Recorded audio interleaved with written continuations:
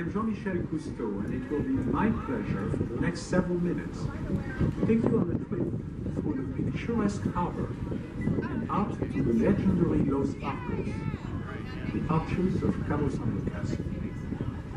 These lofty granite sentinels, also known as the Friars, represent the southernmost point of Baja California, overlooking the confluent Pacific Ocean, Sea of Cortez, or Bay of California.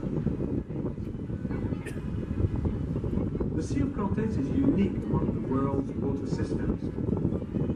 It was created